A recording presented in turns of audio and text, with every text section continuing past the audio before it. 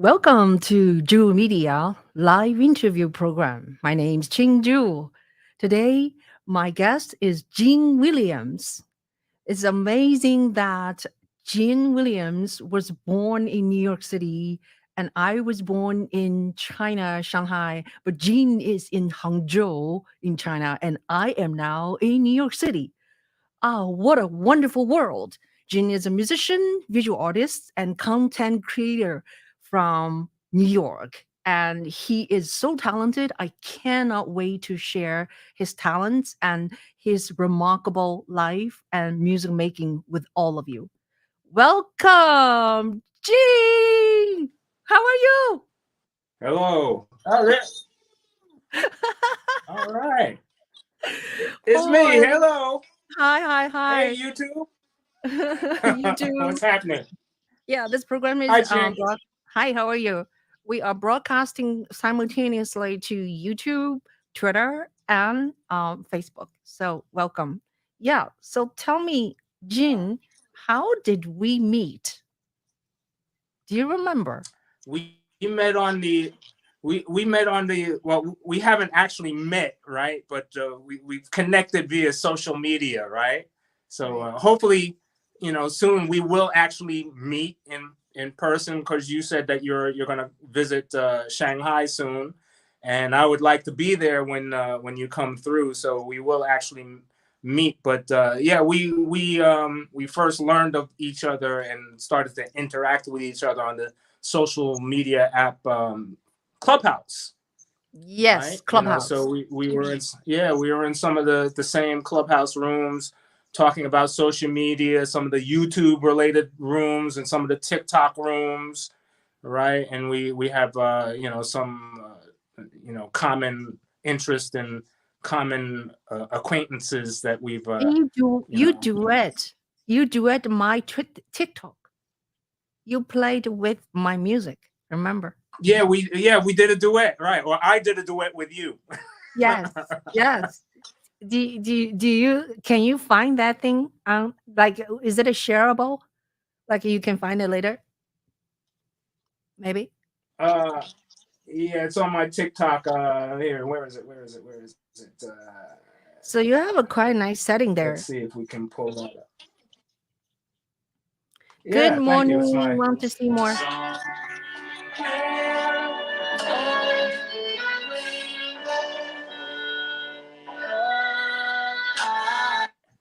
Oh,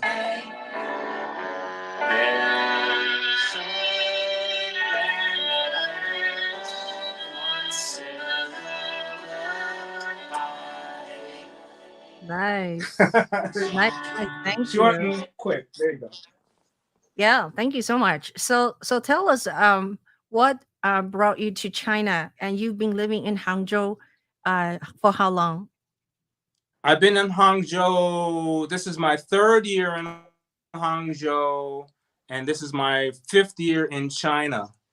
So yeah, what brought me here was an employment an employment opportunity that was it was better than what was going on in New York at the time. So I took a chance and I came on over and I started teaching in China, and it's been great. I've really enjoyed it. That's wonderful. So tell us, you wear so many hats, and you're so talented in so many ways. You're a musician, you play keyboard, and you used to play in the band, and you also are visual artist. You do animation, and so where were you a musician first, or were you an artist of an illustrator first, or you just did it all at the same time? Yeah, I think I was an artist first because I was drawing since I was 6 years old. I was drawing cartoons and things like that. So that's what I always feel came naturally to me.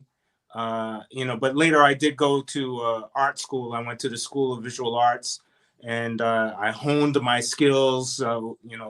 Learning under and studied under some great legendary artists, comic book artists, of Will Eisner and people like that. So but that's always what I felt was my natural skill. But I do have a natural feel for rhythm and a natural love for that, and it was always in my house. But when I was around 7 or 8, you know, my father and my mother and father had me take some piano lessons, and you know, took the lessons until high school. You know, I didn't love it the whole time, but by the time I got to high school and started going to school with some real talented young musicians and playing in bands and things like that, I was hooked.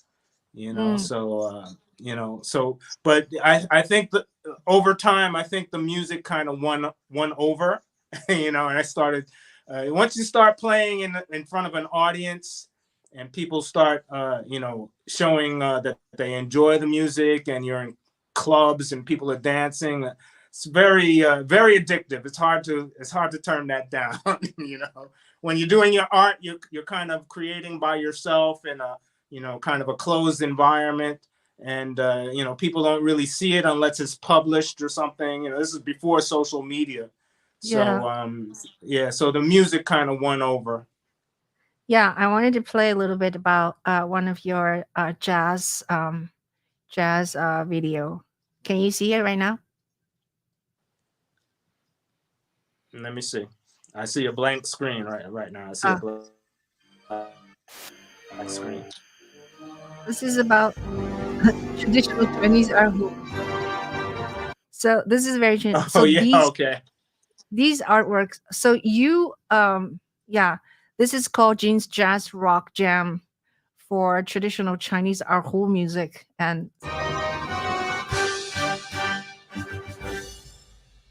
That's that's my little wrong. Marvel inspired Yeah, introduction. that's very good, very good.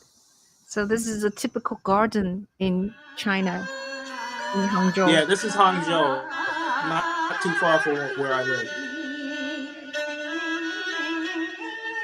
So who shot this for you?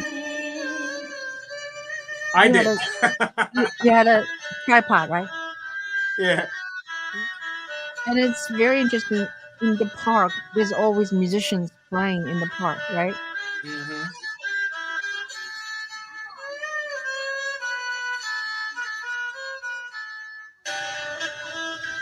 Okay, I'm just gonna fast forward.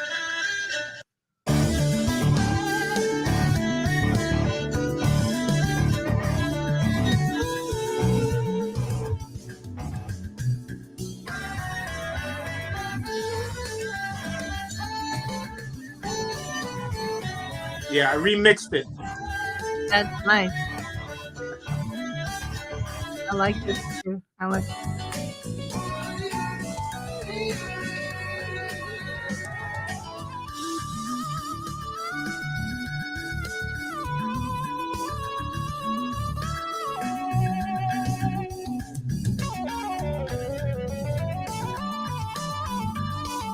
Awesome. Do you play erhu? Do you play any traditional Chinese instruments? I can fake on our who, I guess, if I want to. Yeah, I can fake. Yeah, but our who is is the closest to violin, I guess, right? But it's a very different way of That's bowling right. because Yeah, that's why I it's thought you this might way. you might have some. Yeah, yeah. Mhm. It's a very the violin Yeah, bowling is I this. figured because it is related, you might have some attachment towards it. Yeah, I no, I actually I played erhu just a little bit, not like in the level that I can show, So yeah, and so tell us a little bit about about how you get away with all these how do I say, in China there's social media is kind of forbidden, and how you can spread the word of your music and your message, and in China still communicate with the outside world. Is that a challenge? It is a challenge, but you know, it's because I'm not Chinese and I stick out anyway. I stand out. You know, people always watch me. People always notice me. So what I started to do, like my second year in China, I wanted to play out more. And, you know, you see the parks out there with the people, you know, usually the older people playing the traditional Chinese instruments.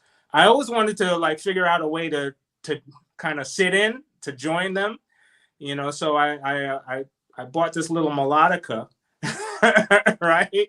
And you know, I would actually join the musicians and, you know, trying to pick out what they were doing by ear and start playing my melodica with the traditional Chinese musicians playing the traditional instruments. And it was fun, you know. So I when the weather gets, like now the weather is beautiful.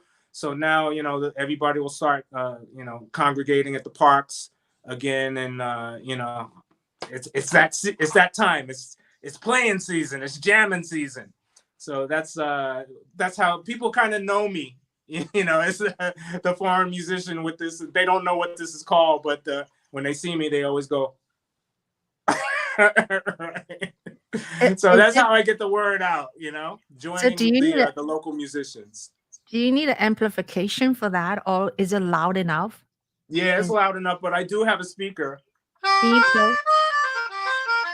It cuts through.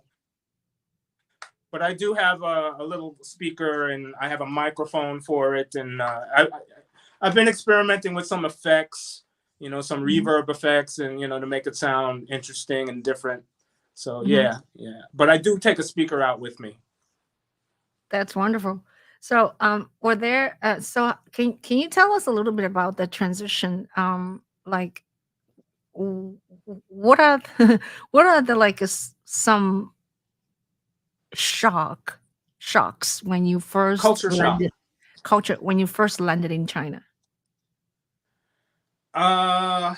Let's see, the first culture shock. Well, first of all, I lost the bag, you know. So the first time when I landed in China for the first time, one of my bags was lost in the airport, you know. So and that was an important bag because it had my diploma in it, you know, and I needed that diploma for my job. So that was definitely a shock. It was you know, it's kind of rough.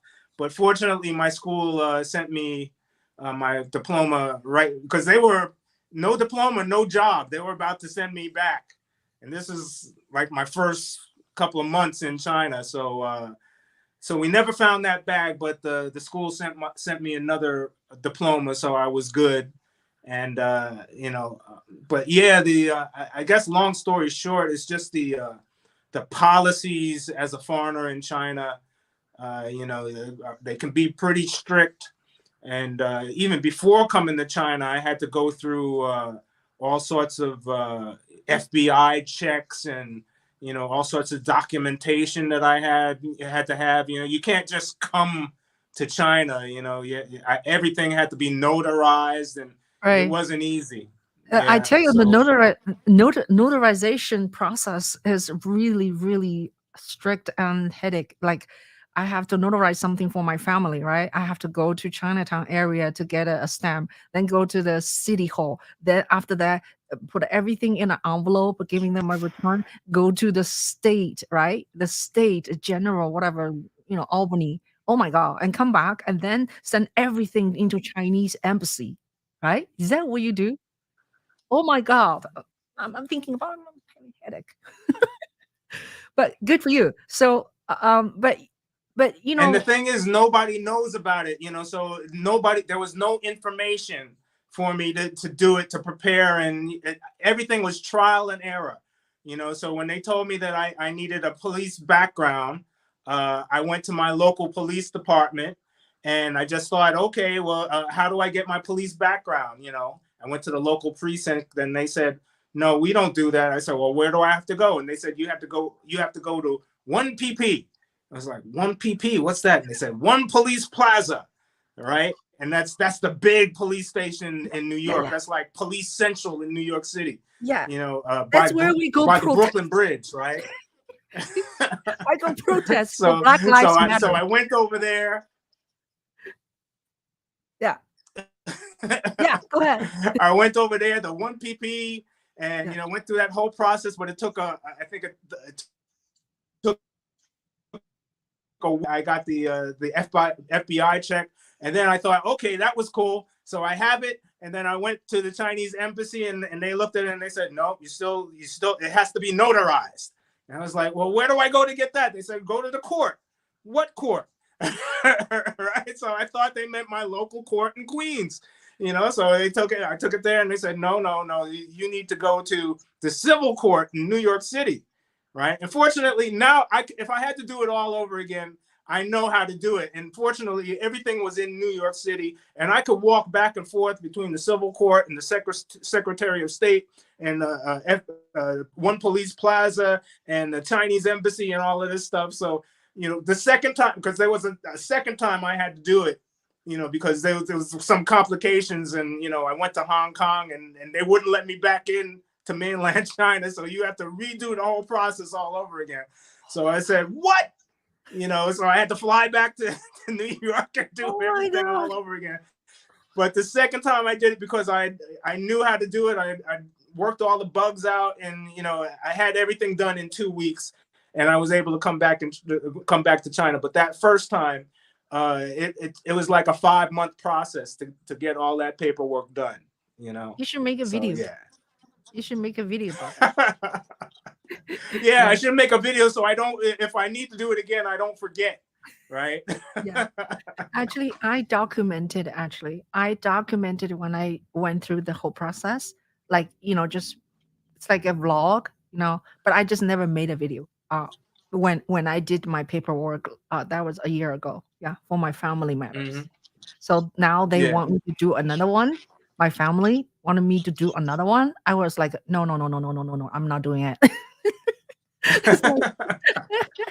Anyway, so that's yeah. Let me ask you, because are you still a Chinese citizen?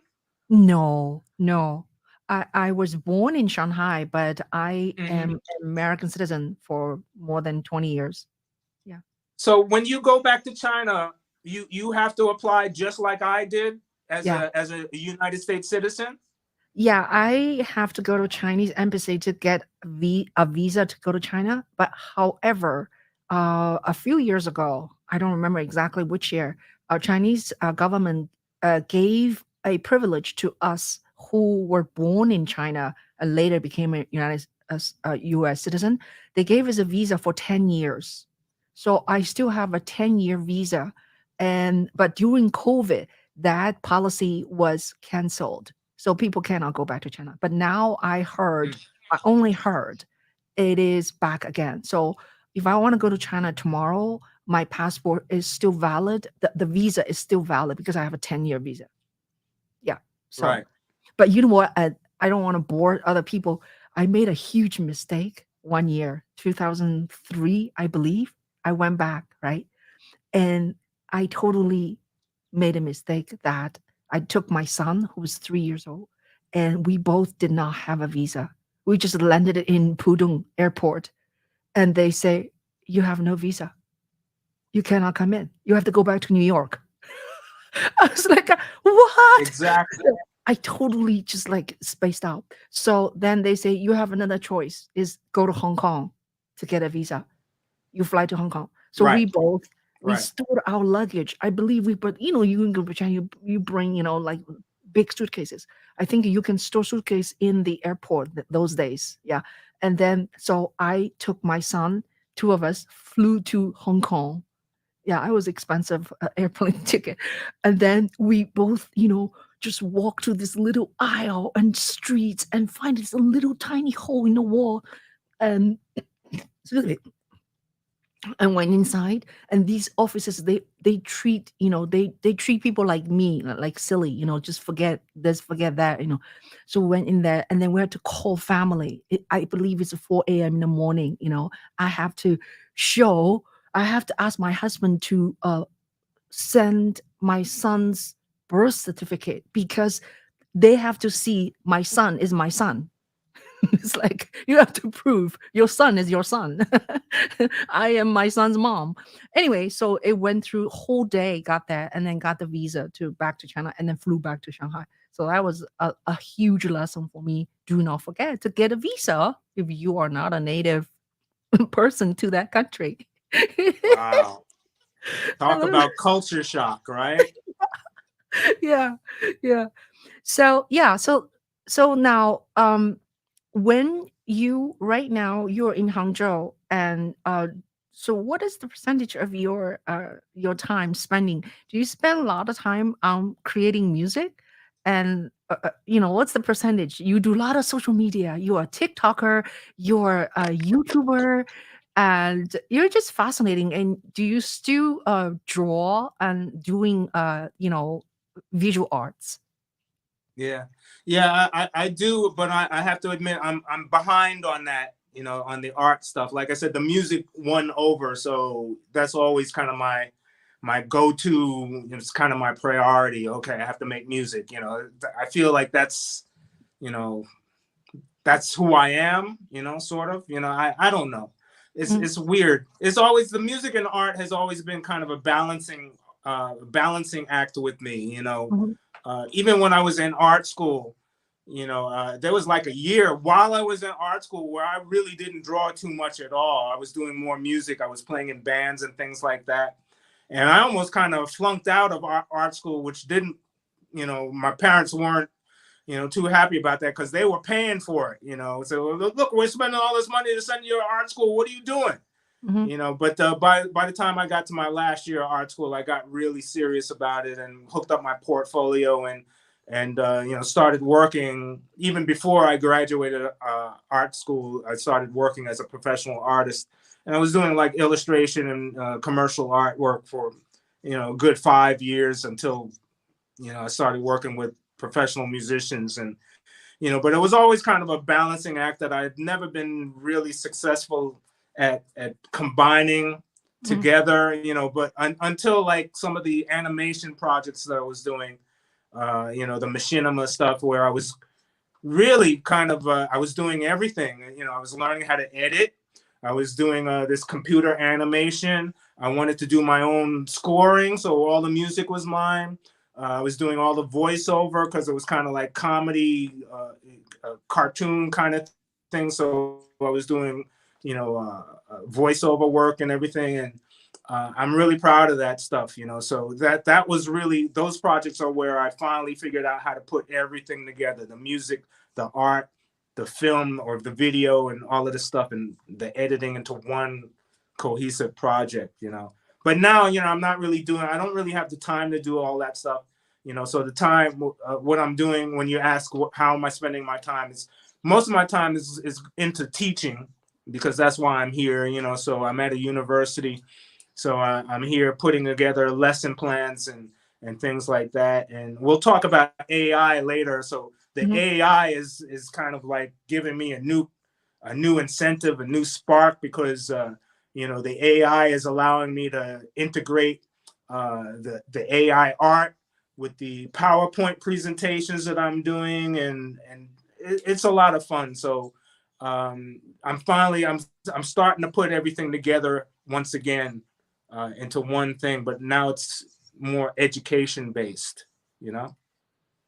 So tell us more about your teaching university. So what are these your course is for people everybody have to take, is a must take or required, or it's a free choice? And who are your students? Are they freshmen to the last year, or and how often do you see them? Yeah, no, it's every day. I'm coming from a class now, but tonight's class, the class that I'm just coming from, that was an elective class, right? But I do teach the majors. I teach the English majors. And to Mhm. be honest, I don't know why they call themselves English majors, because some of the non-English majors are a lot better than the so-called English majors. So, but yeah, I'm teaching every day. It's a job, and I enjoy it. They're young people. They're uh, freshmen. What are freshmen? 18, 19, 20, 21. And those who continue after graduation, for their masters, and some are even here for their doctorates. But once they get to that level, working for their doctorate degrees, I think they've moved on past English here because this is a forestry school. It's an agriculture and forestry school. So, when they get fourth year, those are their majors. That's what they're really focusing on. And all the English stuff is not as important at that point, What are So, they? What are they? yeah, but What are they learning from you? Is it writing or speaking, or is it a history? Like, what is the focus in your class? it's a mixed bag. My first year, they gave me a course called Survey of English Speaking Countries. So that was sort of a geographic English, English class. I do whatever they ask me to do. And this year I'm teaching a writing class, which I'd never done before. I almost turned it down, when they said, Gene, we'd like you to do this writing course. I was like, well, yeah, but I'm not a writer. I don't really, but I have written before. I just don't think of myself as a writer. So I was a little nervous about it, but it turns out to be one of my best classes. I enjoyed that. I taught a film class, so that was fun. I'm also doing a public speaking class right now. I've prepared the students for the IELTS exams, so that's a big one. That's kind of important. So it's a mixed bag, whatever they ask me to do. So Are there? yeah, and I like it because I'm learning a lot as well. A lot of stuff that we learned in grade school, even though I'm a native speaker, we forgot all of that stuff, Right. participles Right. and all the different tenses, right? It's Right. like, how do you explain? We naturally do that stuff, but how do you explain it? How do you teach it? So yeah, but there's a saying actually. The best way to learn is to teach. So like I totally agree with that. when you have to teach a subject and you are learning yourself, and in the same time you spread the words of the subject. So um I have taught in college, in middle school, high school, and also I do private teaching now. But it's very interesting, in American students, right, in college level, um, they're very different from where I grew up as a Chinese. So do you find some differences between you as American and you educated in this country in United States, and then Chinese students? Like, but today's Chinese student, I have no idea because I left China a while ago. So how are the major differences between these culturally, the way they absorb knowledge and the way they are attending, the way they listen to you? What are some differences? Can you share? Oh, absolutely. Big differences, right? First of all, students today, they're so used to the teacher basically lecturing in the class, right? So the teacher lectures in the class, and the classroom pretty much just sits and listens. And a lot of my students tell me, well, they never really had the opportunity to actually speak in class. And my approach is exactly the opposite. Sometimes they refer to me as a lecturer, and I'm like, no, I'm not a lecturer. Don't come to my class expecting me to talk through the whole class, right? I'm going to put you guys to work. This is, it's my job to get you talking. So we learned, when I was trained, the teacher talk time should be 20%, and the rest of the time should be the class talking. So I engage with with the students. I encourage them to, because this whole Chinese people are so shy, and I guess that is true. But I always tell them, my first class, I'm like, I'm here to teach you confidence. I'm here to get you out of that box. Forget everything that your Chinese teachers are telling you. When you come into my world, you're in America, you're in New York. So yeah, there's a big difference, to get them to break out of that shell and to actually, practice speaking. And they are smart. You know, the problem is that they lack the confidence, especially when trying to speak another language. And they've been learning English since primary school. So, you know, they probably speak better English than they realize. You know, they just never really had the opportunity to actually use it with a Right. native speaker, you know. So you know, that kind of makes my job here, it makes me feel a little more valuable here, because I'm providing something that they never had in many cases, you know. So, you Are know, there I'm enjoying it. And yeah.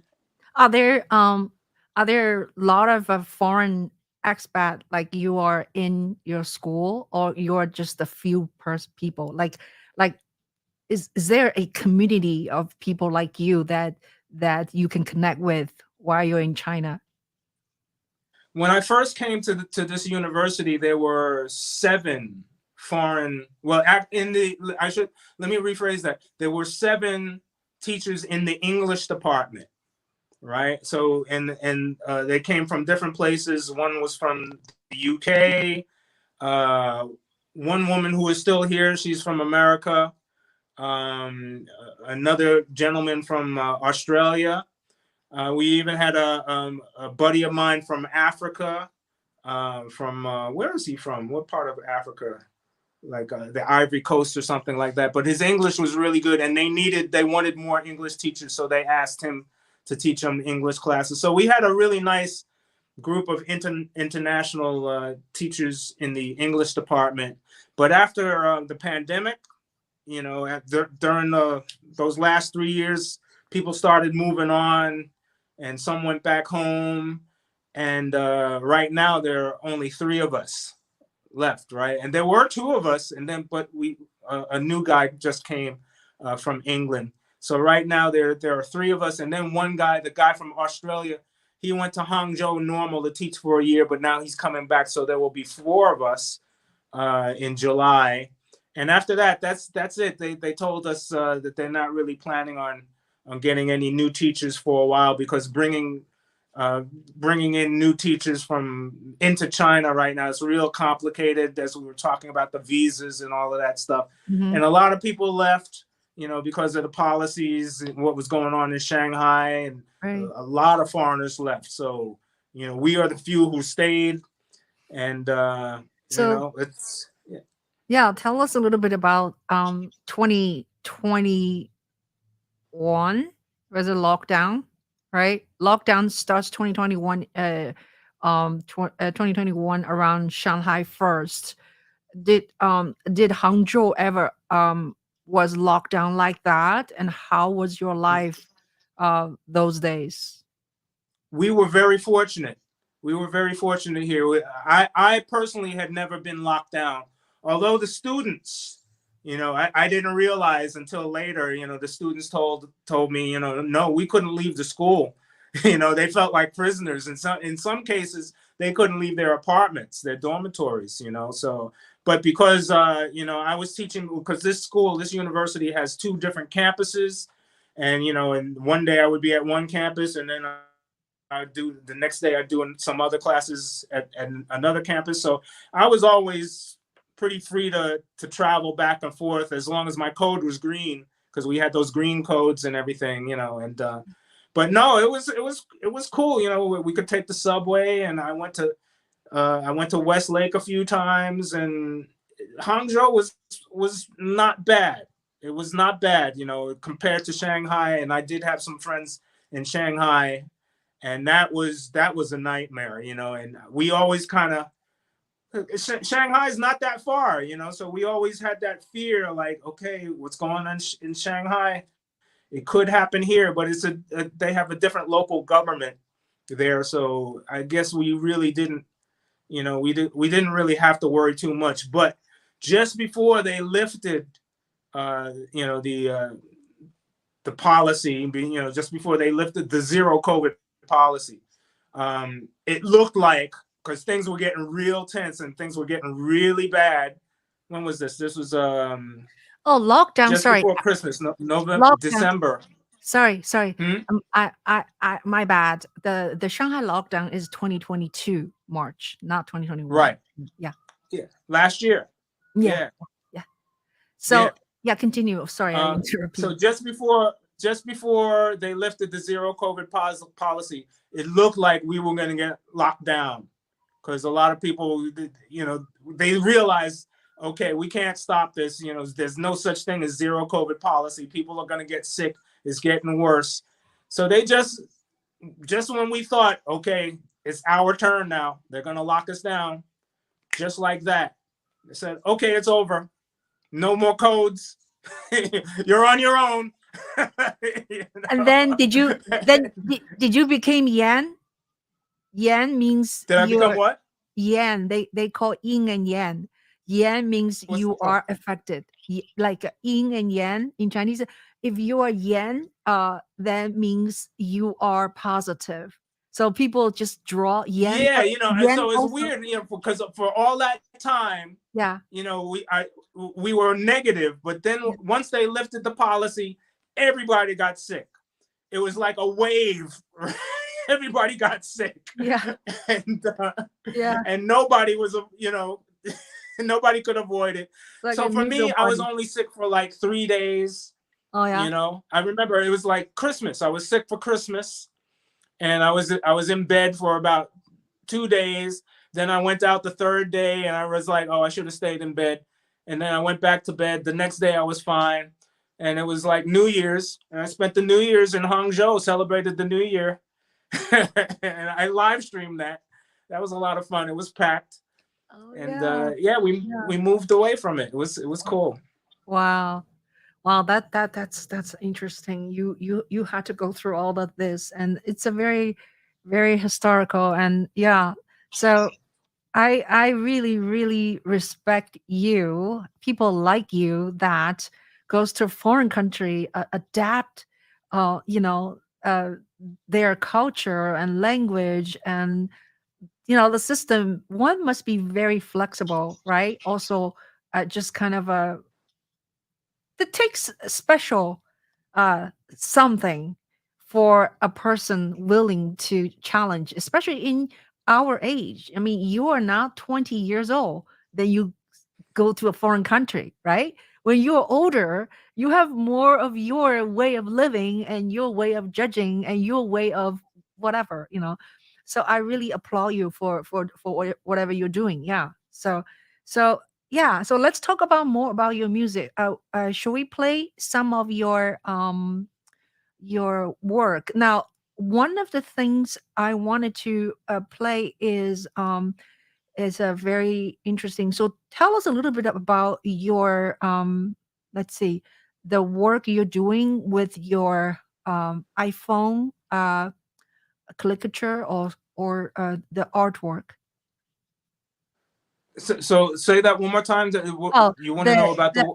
yeah, the iPhone art. I'll show you. Oh, This oh, yeah, I the have a video iPhone now. art.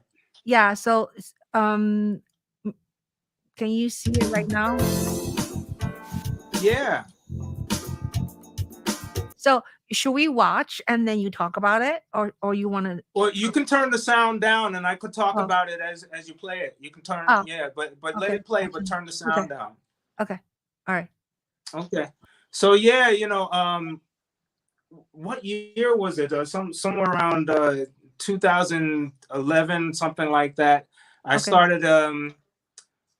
started doing some art with using these apps on the iPhone. Like Sketchbook Mobile is the one that I use. It's made by Autodesk, and this brought me back into art. Literally sketching and drawing with my finger on the iPhone. And I started doing caricatures and the things that I had been doing as a traditional artist and an illustrator, but I was just using the iPhone as my canvas. And yeah, I got really good at it. So I started developing a portfolio of caricatures of celebrities and things like that. And the thing I like about these apps, like Sketchbook, it records your finger strokes, so you can actually create these kind of speed art videos, right? Drawing these illustrations, you know, so you can see John Belushi there, and Robert De Niro, right? Awesome. The Olympics, right? Yeah. Vanessa, uh, Whitney William. Houston, right? Winnie. So here you can see the whole process. It's recording my finger strokes, and it starts out as a line drawing, just like on a pad, Mm-hmm. just like in a sketchbook. And you just use your finger to do all of this, or you also Yeah, can use an instrument like a pen? I never used the stylus. I never used the stylus because you remember when Steve Jobs introduced the iPhone, he said, you know, how are we going to use it? And he made it a point saying, oh, we're not going to use the stylus. He was like, you're losing and right? He said, we're going to use what God gave us. We're going to use our finger. So I love Steve Jobs. Steve Jobs was one of my heroes. And I said, well, if he wanted me to use my finger, that's what I'm going to use. I'm going to use my finger. So I never used the stylus. Wow. That's awesome, man. Clint Eastwood. Yeah. Obama. The Obama one, that was actually used for a CD cover. So that's my friend Alonzo Bowden, who is a stand-up comedian, and he asked me to design his album cover, his CD cover. So he used that. I believe it was the first CD cover designed with a iPhone. Wow. That's Sam awesome. Jackson. Let's say Obama one, how long would take you to finish? Oh, I could do them pretty quickly. Oh yeah. Yeah, I could do them pretty quickly. You know, maybe an hour. Jamie Oh, yeah. Foxx. Oh yeah. JFK. Wow. Yeah, I would do them, you know, in a couple of hours. So depending on how much detail. Yeah. Would you ever consider like publish a book? I should do one, right? Yes. I would consider it. Yes. That's so awesome. Wow. That's so awesome. Yeah. So now Thank you. Yeah. You're very welcome. And I wanted to talk about how you know what? I saw you were very sufficient, is that the word? Macintosh in late 80s, right? And so you're very techie. You know, I'm a I techie. yeah, very techie. Yeah, it reminds me of my brother. My brother, I don't know if I ever mentioned to you, he was one of the very few people who has a certificate of teaching people how to use Macintosh a music program. He died. He died 5 months ago, like all of a sudden. Yeah, and he was a piano player too, right? He was also a musician. He's a keyboard player. He's a composer, Yeah. but he's very sufficient on use Macintosh. So when I saw that, it reminds me of him. And yeah, and so how did you get so techie with the Mac? Oh, I remember a friend of mine in Jamaica, Queens. He just brought it over one day. You know, I had some friends because I was already a keyboard player. You know, and when you're a synthesizer player, you're kind of already thrown into, you know, when you make that transition from acoustic piano to electronic instruments. And I remember, you know, my first synthesizer and creating these sounds and everything. So automatically, as a keyboard player, you're already considered kind of like a tech wizard, you know, and with MIDI and all of this stuff. So I was always into that stuff. My influences were like Herbie Hancock and Stevie Wonder and things like that. I always wanted to be, you know, like those artists. But I remember another musician friend of mine coming to my house, you know, my mother's house, and he brought the Square Mac. It was a SE30, Macintosh SE30, right? And it was just like that box, right? The beige box. And he came over, he called me, he said, Gene, I want you to check something out. Came over to the house, went into the living room, put the SE30 on the table. I was like, what's that? He said, this is your next computer. It's like, what? You know, I said, what is it? What does it do? You know, he says, I'll tell you what, I'm just going to leave it here with you, right? Because you'll figure it out. Because it was so intuitive, right? Right. And this is like 1988, something like that. Right. So he did. He left it there. He left it. And, you know, everything was there, right? You know, you had the little icons and you would just point and click on it. And the thing just worked, right? You know, I never used the PC, never used the Windows computer. You know, it just, for some reason, but, you know, the Mac, and, you know, before the Mac, I almost went, because at that same time, Atari was making those computers, right? And I almost went to the Atari first. I forgot the model of the Atari computer, but it already had a MIDI interface. So I remember a guy telling me in a music store, my friend, Ed Spence, I remember him saying in Sam Ash Music, he said, you should get the Atari because they're thinking about musicians because they already have the MIDI interface in this computer, right? So I almost went that route. I almost got the Atari, but because my friend actually came to the house and dropped that Mac in my living room, right? And Is it very bulky, right?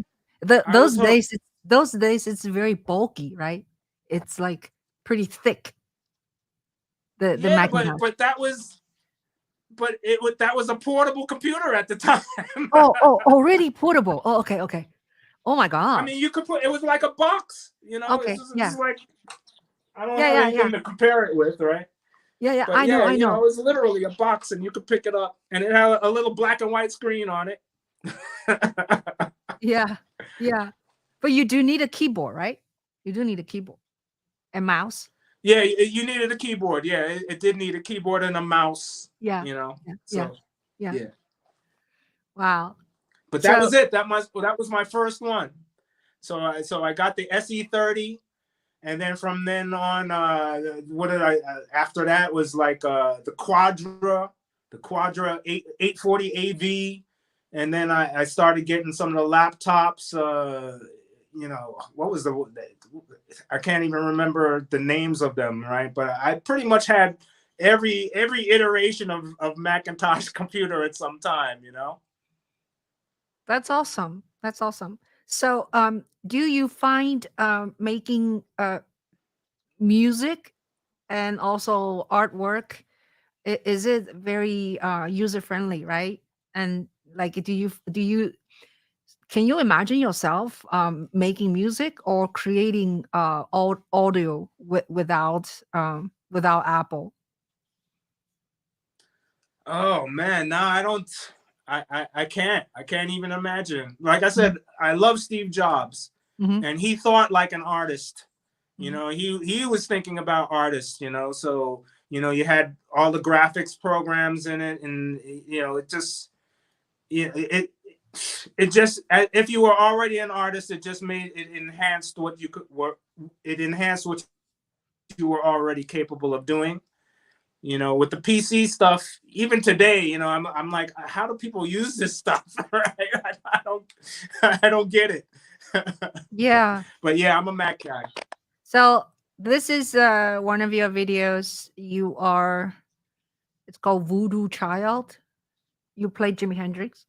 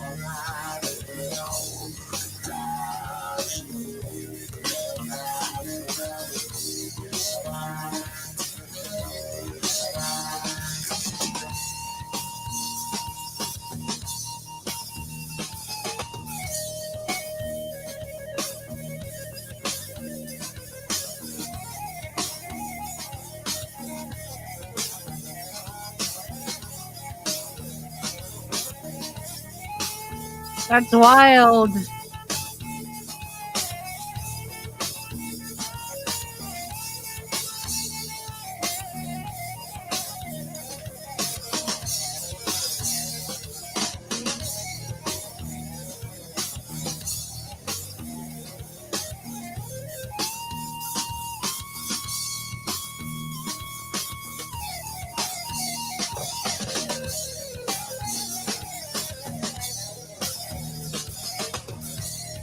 Woo!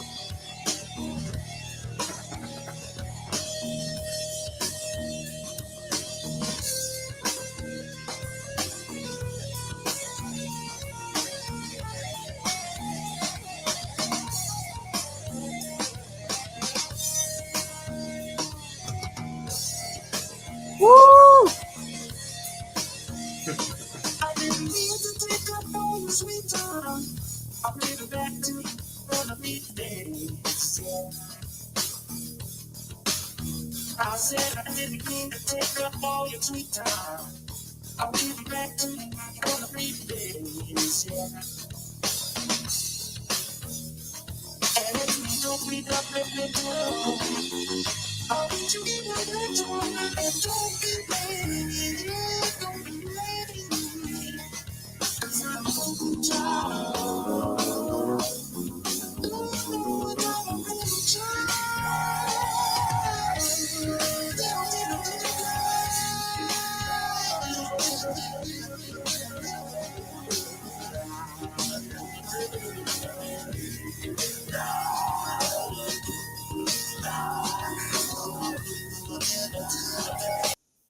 Wow, that was awesome.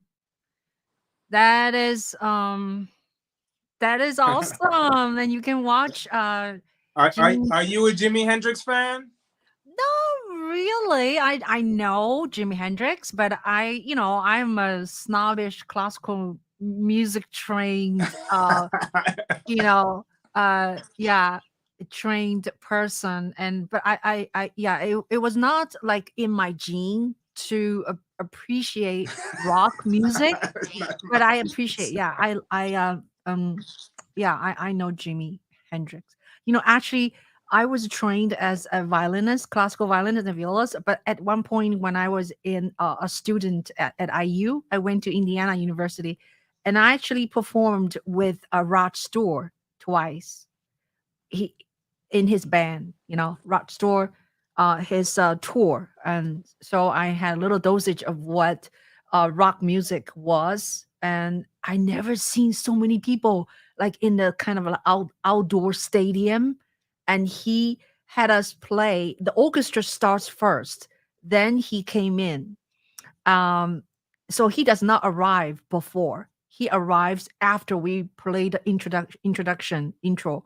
Then he came in, and then he left while we still play on stage for the last song. He already left, because if he does not leave, he cannot leave, because the stadium is full of, or the outdoor stadium is full of people. You know what I mean? So I've never seen anything like that. It was pretty amazing. Yeah. But anyway, Mm, yeah. mm. So that was great. Do you think we could ever jam, like you and I play like this? I would love that.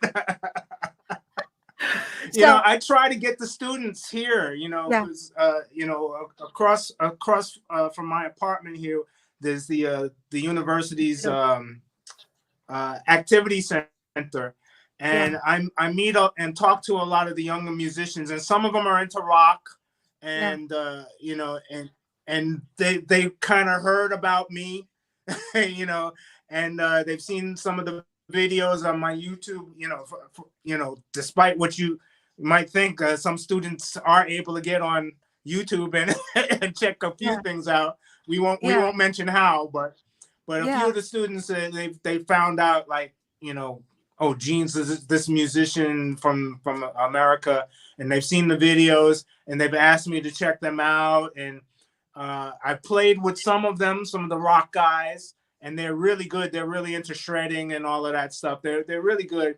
But I've really been interested in collaborating with some of the young musicians who play the traditional Chinese instruments, like the erhu and what's the other one, the guzheng, Guzheng. guzheng. It's like yeah, guzheng, exactly. So I would like to collaborate with them, but because it's such a different concept, Yeah, right? I want yeah, to I want to literally jam. See, you've been in America long enough, so you're like, you have that mindset. Oh, let's jam. Let's try to do something different. But these Chinese kids, they don't understand that. They just practice and rehearse the same things over and over again. So doing something different like that is a little too foreign for them. But I'm working on them. I'm gonna wear them down, and I'm gonna get a jam happening, like a East Is it- meets West, you want to funk try this? meets Chinese jam. You want to try this?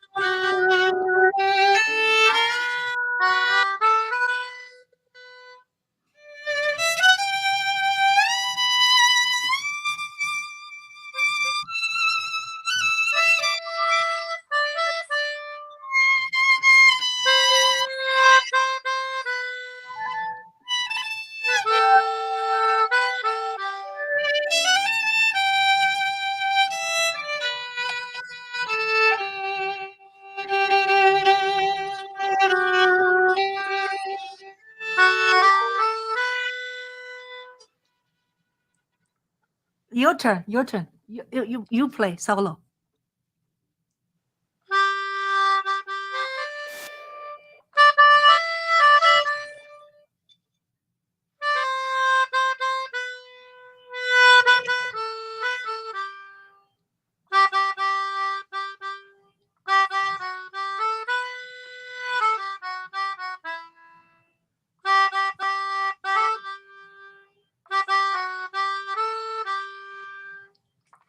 Yeah, thank you, I don't thank know you. if there's a latency. I Yeah. don't know if we're playing together or if it's late. Ah, yeah, yeah, yeah. There's a I, so I'll tell check me. the playback and see if we're actually playing together. Or It's whoever's in the beautiful. chat, can you guys let Yeah, us know? Are we playing together? yeah, yeah. You're in. Is it because latency is because you're in China, or is just always, even if you're It's in because the Queens, internet? Okay. because of the Yeah, bandwidth. bandwidth. So tell me a little bit about this. What a wonderful world. Why is this piece so special? Because when I start to play it, the intervals of the song to me is very primitive, actually. Uh, very steppy. When we talk about melodic shape, right? Da dee da da da da da. That's a big one. After that, da da da da. Then very steppy. Da da da dee. Yeah, da da da dee. Dee da da Yeah, da it's da just like, da. It's so steppy. Why is this thing so effective? Tell me. well, I mean, I can only tell you, like, from the versions of the song that I've heard, are Louis Armstrong's versions, right? Satchmo. So his delivery and his rendition of the song, even though he's not even playing trumpet on it, right? It's his singing. And he's got such an infectious quality in his voice. Oh, yeah.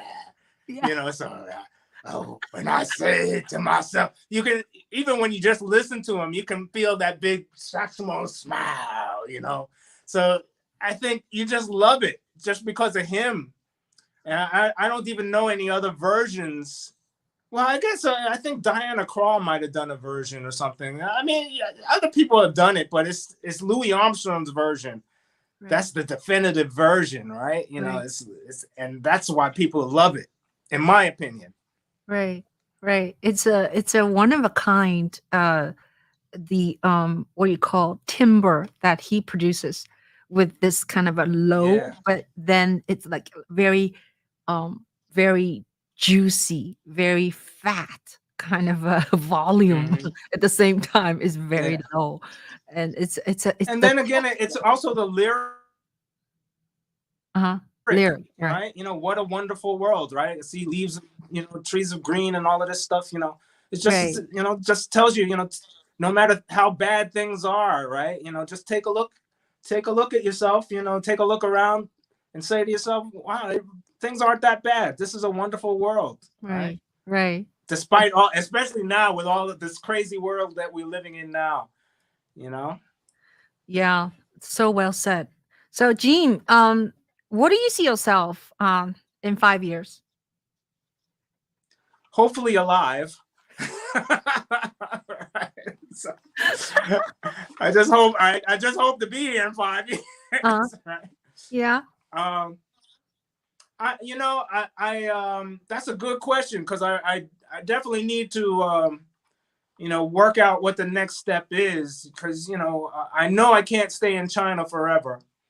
And as much as I'd like to, because I am enjoying it, my time here. I've been here for about as long as I expected to be here, and now it looks like I'm actually going to 5 years. That's pretty good. So but right now it looks like I can stay a little longer, and even though I expected them to tell me, oh, okay, it's time for you to go, but I am thinking about alternatives to China. And I wasn't able to investigate those other things because of COVID. But now that we're able to travel and move around, go to different places, hopefully during the summer I'll be able to check out some other places. I'd like to check out Vietnam, Taiwan. I'd like to check out, but Taiwan is kind of a sensitive area now as well, so I don't know. I heard a lot of good things about Taiwan though. I definitely want to go, maybe over the summer. But yeah, I'm really in Japan. I really ultimately I see myself in Japan. That was my original plan 5 years ago. I was trying to get to Japan. But it was like that market. I was trying to use education to come to Japan, but that market was so saturated. As hard as I tried, and I was applying to jobs in Japan every day on a website called Gaijin Pot, and I got pretty close to a few job offers. But every time I thought, okay, this is it. I'm gonna get the GABA account or whatever. They would I'd get that letter saying, oh, well, sorry, we're going to go another route. Thank you for applying. Try again next year. And after a while, I just got tired of applying. And so I spent the whole year applying for Japan. And I was just like, this isn't going to work out. And just on a whim, I applied for a job offer in China. And within a day, I had 3 offers. Wow. So I felt like I wasted all of that time. It's like, man, I was trying so hard to get to Japan, and I could have just applied for a job in China, and they would have accepted me right away. So Yeah. but everything worked out. I guess it wasn't meant to be at that time. Yeah. Things happen for a reason. And also that you went through the difficulties of getting job in Japan. Then when you get an offer from China, and it's a different, I would say it's a different feeling, I guess, because if you have never went through the Japan difficulties, then when Chinese people offer you, you probably would not appreciate it as much. You see what I mean? Because you worked so hard for Japan, you didn't get it, right? Yeah, that's what, I had been to Japan several times as a musician. I toured Japan many times, and I even lived in Japan for about 10 weeks. We did a 10-week gig in Osaka, and that's when that's when the bug hit me. Like, I could do this. I could do Japan. I could I have friends in Osaka and things like that. But that was like 20 years ago. Right. And then 20 years later, I tried to go back as a teacher, as an educator, and it wasn't happening. And my age could have been a factor, that kept me, from getting those positions. I applied to the JET program and all of those things, but it was like all these young people getting these offers, and I guess I aged out. I aged out of that opportunity, so didn't happen. Wow. So that's a very good answer for 5 years. So you're very optimistic, and you are adventurous, and like I said earlier, it takes a certain quality for someone willing to go to another country to explore the possibilities, and so bravo to you. And so we're about to wrap up with this session. And do you have last word or anything you want to mention we should know? Any promotions about your work? Go ahead. Well, the link tree, you can just go, if you're interested in anything that I've done, you can visit my link tree, and you can go to my YouTube and the TikTok and all of that stuff. I would just like to let anybody know, because things are kind of touchy, between China and the United States and other countries and everything. And I just like to share my experiences here. I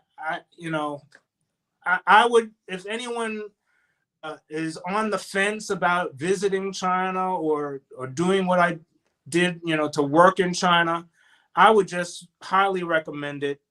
Especially if you're older.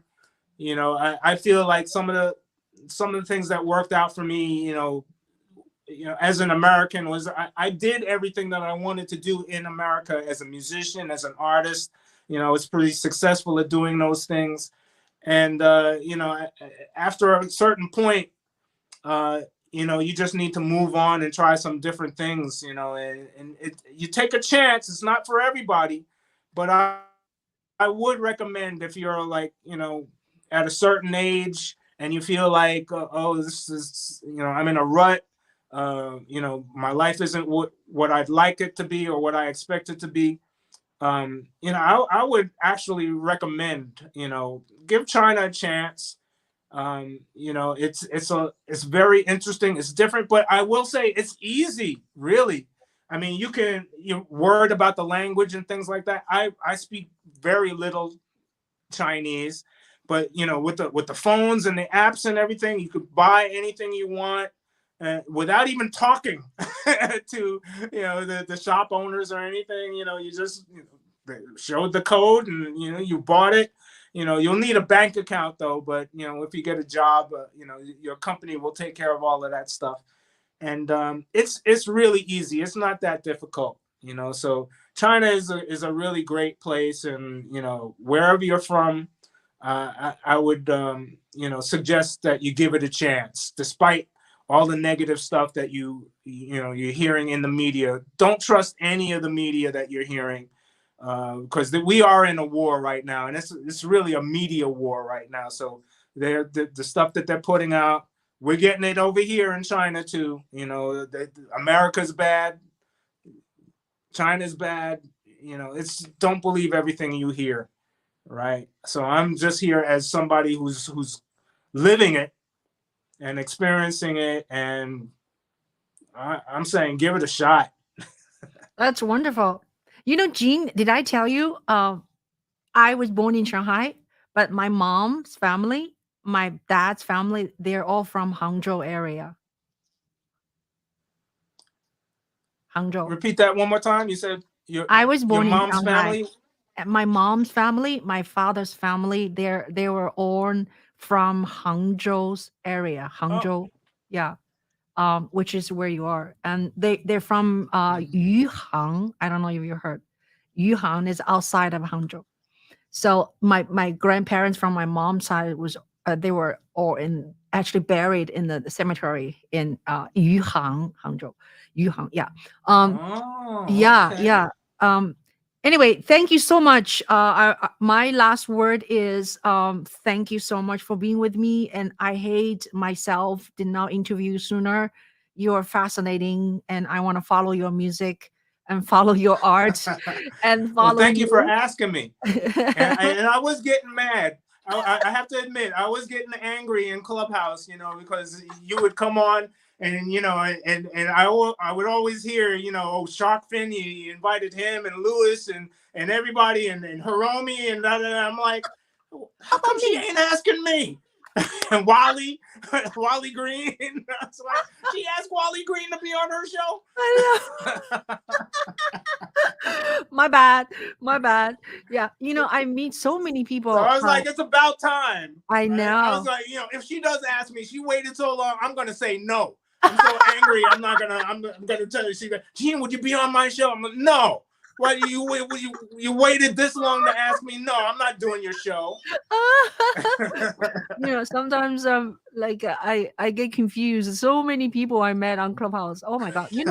On Clubhouse, I have 6,600 followers. I have a lot of followers, Jean, on Clubhouse. Oh, on Clubhouse, really? Yeah. Yeah, I have Wow, 6,600. Yeah. So so that's good. yeah. Wow. Uh, excuse me not to interview you sooner. Yeah, thank you so much. And you guys, if you like this program, we have people watching us from Facebook and Twitter, and later on, people will probably watch this replay. Please subscribe Mm-hmm. my channel, Juhl Media, if you can. And Jin asked me not to say a word about my film. And I'm gonna tell You got through the whole interview without mentioning yeah, my yeah. Yang Gang. I was good, right? I was good, right? So, but anyway, You yeah. were very good, right? I was teasing Ching about, oh man, every time I see you on Clubhouse or watch your interviews, you gotta talk about my Yang Gang. So in Yeah. my interview, I don't want to hear anything about Andrew Yang. I don't want to hear about your documentary, right? I don't want to hear about Netflix. But no, No, I don't have congratulations on that stuff. So I'll do no it my for you, right? I told you not yeah. to say, if there's anything that I don't want you to say during the interview is my Yang Gang. So I'll do it My for you. Yangon diary. I'll give you props. So yeah, absolutely. Check out Ching Juhl's documentary filmed on what? An iPhone 7. No, iPhone 11. iPhone 11. And she documented Andrew Yang's run for the mayoral No, the position in New York City. president. Oh, he was running 2020 for president at presidential. the time, right? Right, right, 2020 right. Okay, presidential but he did run primary. for mayor too, didn't he? Yeah, I Didn't he did run for not. mayor? Yeah, I did not include a whole lot of information about mayoral because it's a separate thing. So I followed his presidential campaign 2019 through 2020. Yeah. Right, So anyway, right, oh, it's right, very right, sunny. right.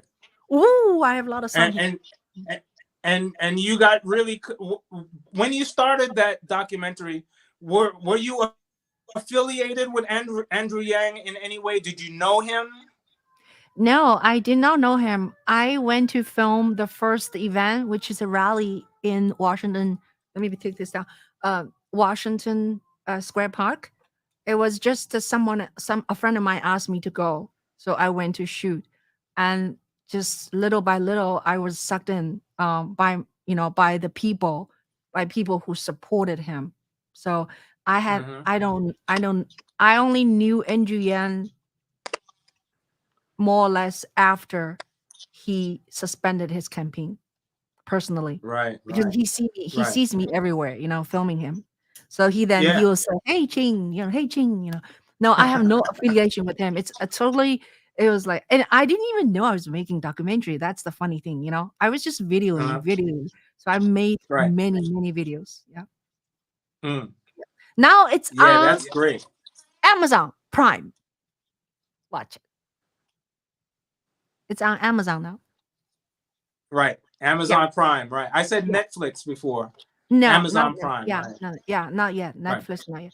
Amazon Prime and Not also yet, but it's coming. Right. and Tubi too. But in China, can you watch Tubi in China? I've never tried. I don't know. I've Can heard you about it though. watch Amazon Prime in China? I've never tried. I Oh, don't think maybe. so. Oh, okay, okay. I'll try. I give it a try. And you can watch things on Vimeo, right? Vimeo. I'm not sure. I don't know. I haven't been on Vimeo in a long time. Oh, Yeah, okay, so I'm not sure. But okay. you should try. I mean, because they have their own. In China they have Yoku, they have Billy, Yeah, right? yeah. So, yeah, Yeah, when you're here, you should check out those platforms. yeah. People said I should put my film on Bilibili, but you know what, Jing? I Oh, need to you're do. glitching out.